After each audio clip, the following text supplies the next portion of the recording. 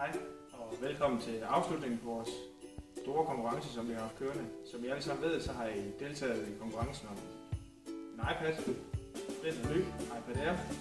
Som er første plan, men I har deltaget på enten Facebook, Instagram eller LinkedIn. Og vi har så nået de 400 følgere, som vi satte som mål, og derfor skal vi nu finde en vinder. Og det gør vi ved at tage noget. Nu er det jo jul. Vi finder ud af, hvem der er den heldige vinder.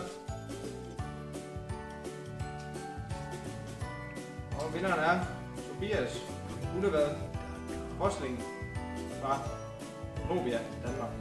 Og han har deltaget på LinkedIn. Stort tillykke til Tobias, som er vinder af iPad. Vi ønsker os alle sammen en glædelig jul, godt nytår, og Tobias, der er ikke kontaktet. Tillykke.